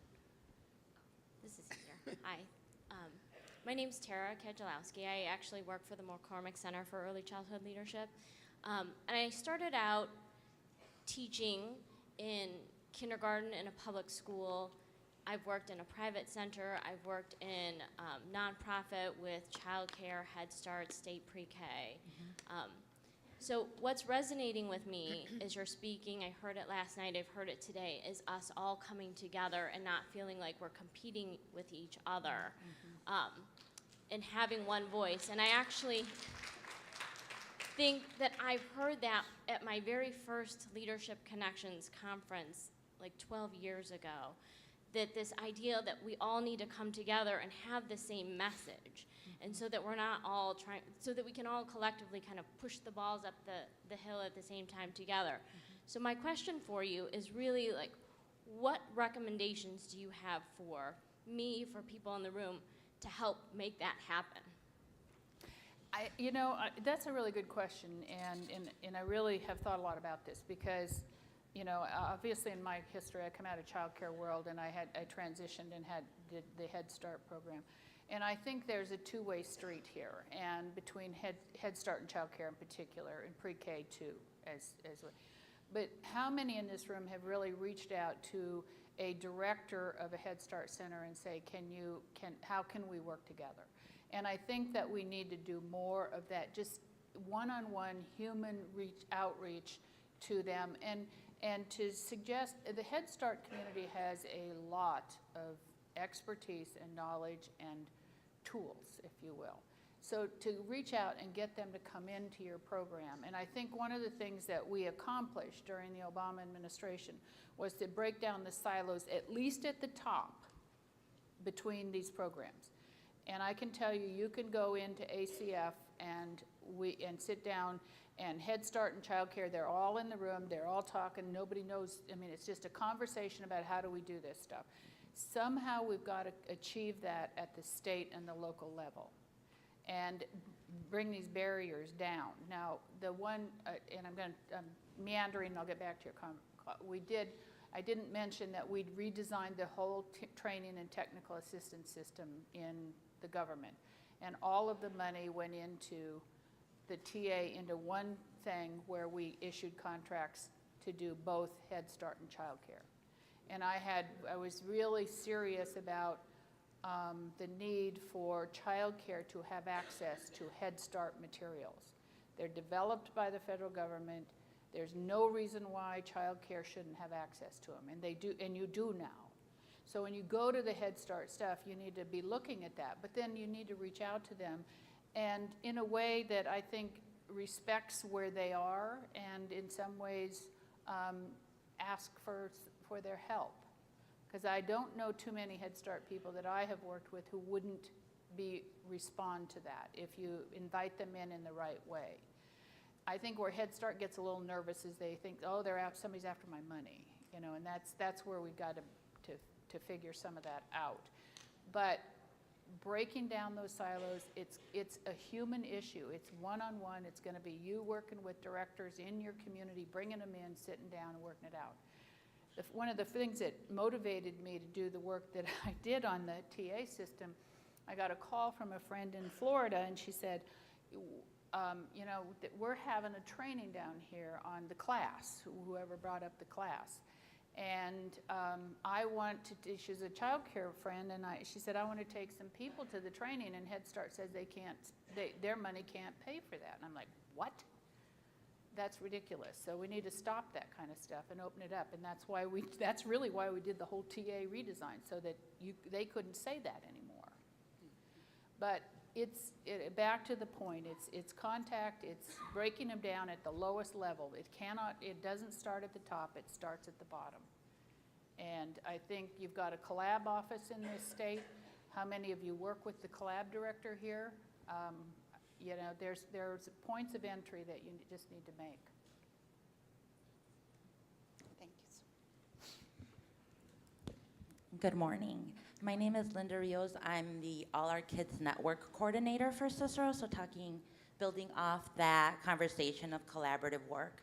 I'm lucky enough to work in the community of Cicero where the early childhood collaboration is really strong. So we have cross-sectors providers that come together and we work on initiatives to help improve the family and child outcomes in Cicero. But with that, even breaking down those silos and having everybody at the table, we talk about aligning standards and aligning qualifications for our early educators. But sometimes I think we forget about aligning program qualifications for our families.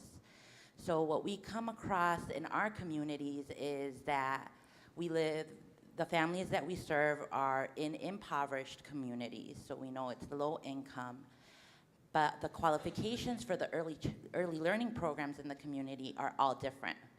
So if a family doesn't qualify for your Head Start, they're getting referred to your ISB programs, or they're not qualifying for ISB. There may be a program in the community that they qualify, but by the second try, they're already giving up because the income guidelines are different, the paperwork that they're asking for is different.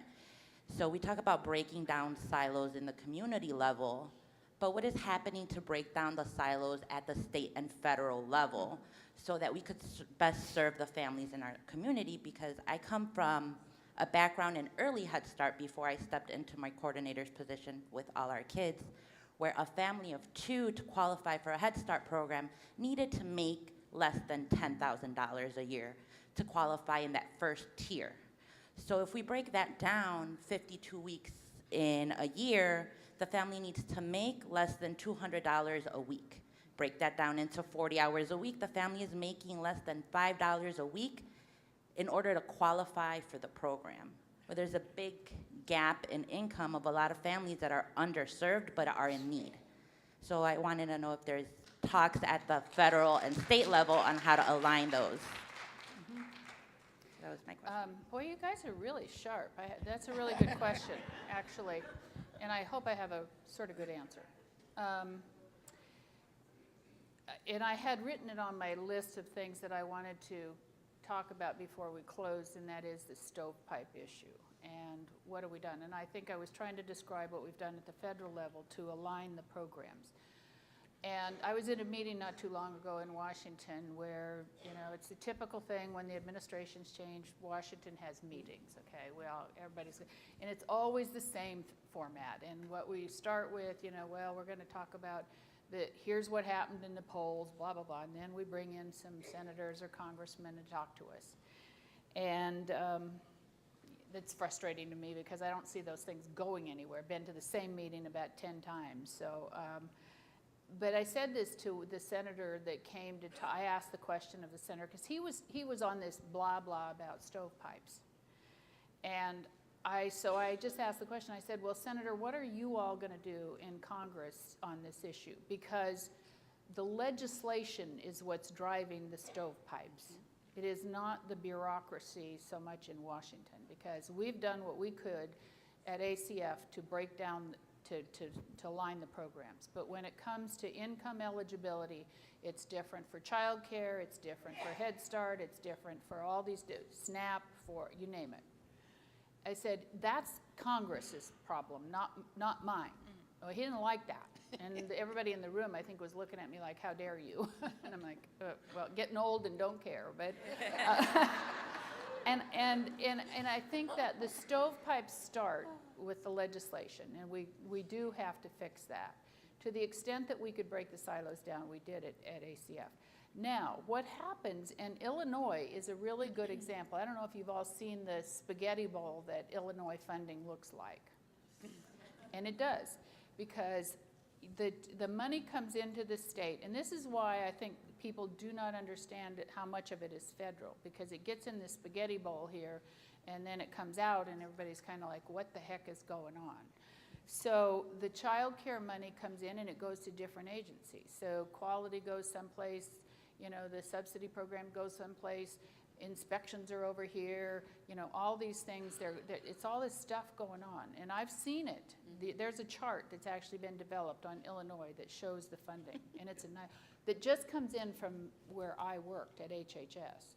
So that is, I hate to say this, that's a state decision. It's a state issue, it's a state decision, and the state can change it. The federal government can't tell you where to put your money. We put the money out there, and you tell us who's going to be the CCDF and where's it go. We send the money to where you tell us to send it. So the state, and I know that there's interest here in the state on this issue in the what I call the governance structure of early childhood. It's a mess. You need to fix it. Some states have fixed it, okay? State of Washington has fixed it. They're really good. Delaware has fixed it. Maryland has fixed it, to where all of the money comes in, that goes into one agency, and it comes out, and there's a plan for how to use that money. Here in Illinois, it's all over. Some's in ed, some's in social services, some's in family services, some's in, I mean, you name it. It's all over. So, and that frustrates Congress, because then they think, okay, there's an overlap, duplication. I've heard all the words, the buzzwords. Stovepiping, you name it. Silos, I mean, they're all there. Some of it Congress created, some of it the state creates. But I can say that in our role at the Administration for Children and Families, we did as much as we could to clean it up. That's point one, okay? Point number two, I was frustrated with this myself. And have any of you heard me tell this story about, I had the tribal home visiting program under me as well. And I went to, my first site visit was to a tribal program where they were doing home visiting. And I'm there, and I was, okay, I want to go see childcare, and I want to see Head Start. Well, I'm here, okay? And I went to this program in the tribe. It was a new building, and they were getting Head Start money, childcare money, food program, okay? Has anybody heard me describe this in here? Because it was impactful for me. So I start the visit, and we're down on the Head Start, one building. The tribe had built it. Head Start's down here, food program or kitchen in the middle, serving both, child care down here. And I go. It's a great little Head Start program. Everything you want to see. Beautiful program. Everything going on in the classroom. Just wonderful, like you see it. Are we running out of time? Oh, sorry. Hurry it up. So then in the middle we go, here's the food program, right? And they're serving the Head Start and the Childcare. Well, I'm looking at this, and well, the Head Start getting oranges and, you know, and the Childcare program's getting crackers. And I'm like, what the heck is going on here? Well, the Childcare program isn't in the food program, so they don't get the same stuff. I'm like, this doesn't make any sense. So then I went to the Childcare program, and it was awful. I mean, there was a table, some chairs, a big climbing thing in one corner. It was boarded up because the kids didn't know how to behave. They were laying on the floor, and when they got to eat, it was put the crackers on the table with the whatever they were serving liquid. And I went, what the heck is going on here? These are 3 federal programs, sitting 1, 2, 3, and here is this mess down here and this wonderful program down here. And we went back and I said to the staff, we got to do something. We came up with a program, and I'm really trying to make this. We came up with this program where we would give the certain tribes a certain amount of money to figure this out. You figure it out, because we can't, okay? So we gave them little bits of money and said, work this out. How are you going to come together, these programs, and make it work? And they, you know what? There was almost nothing in regulations that prevented those programs from doing what they needed to do. The only thing, they were all mental. Oh, well, we can't do that because there's a reg somewhere that says we can't. When we broke through all of the stuff, there were no regs. It was all sort of perception, rumor, all of these things. So all 4 of the original pilots were able to align these programs with no changes before we even made the changes to the regs and make it work. So some of it is perception in the stovepipe area, and I think that we all need to be thinking about that. Sorry. No, I know there's more questions, and I'm sorry we don't have more time. Linda is a treasure, and we thank her for spending so much time with us. Thank you. Thank you. Thank you. Thank you all.